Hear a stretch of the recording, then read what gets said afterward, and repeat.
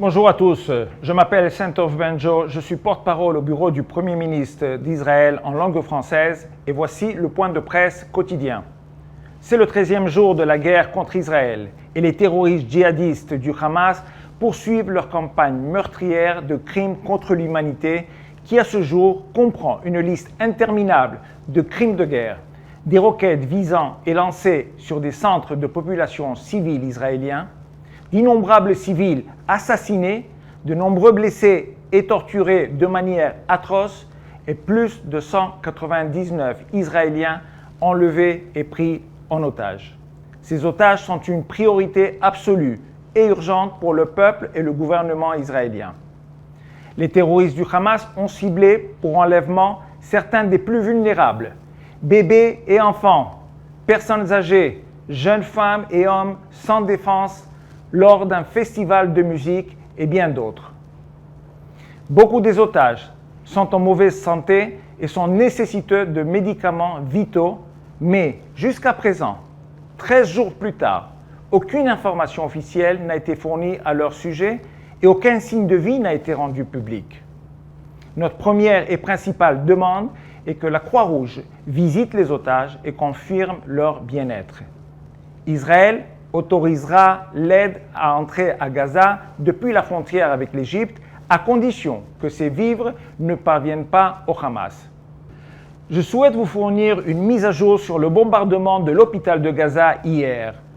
La tentative du Hamas de rejeter la responsabilité de cette attaque sur Israël a échoué, car de nombreux médias internationaux et agences de renseignement ont mené leurs propres enquêtes indépendantes et ont conclu que le bombardement résultait d'une roquette du djihad islamique mal tirée.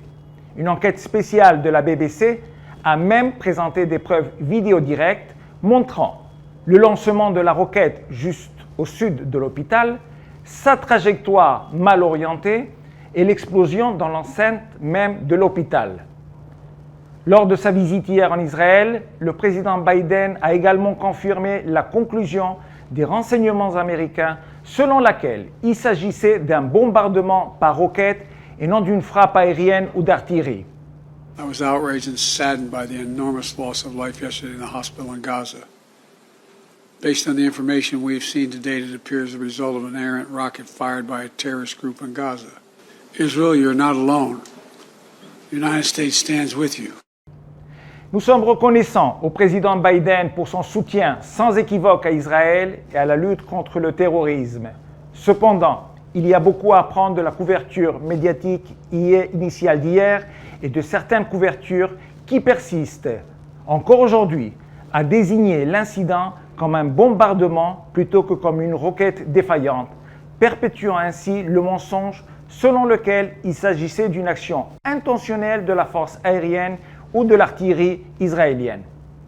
Le résultat de cette couverture inexacte a été d'enflammer l'opinion publique, entraînant des manifestations et des émeutes dans le monde arabe et en Europe, ainsi qu'une augmentation des incidents antisémites dans le monde entier. Nous appelons donc les médias internationaux à faire preuve d'une plus grande responsabilité éditoriale en ces temps incendiaires et réaffirmant notre engagement à fournir des informations opportunes et précises aux agences de presse et aux journalistes 24 heures sur 24. Tandis qu'elle continue de démanteler le Hamas, Israël fera tout ce qui est en son pouvoir pour épargner les civils palestiniens. Nous exhortons à nouveau les civils à évacuer la bande nord de Gaza et à se déplacer vers des zones plus sûres au sud. Nous réitérons l'exigence soutenue par le droit international que toute assistance et vivres envoyés à Gaza ne tombent pas entre les mains du Hamas.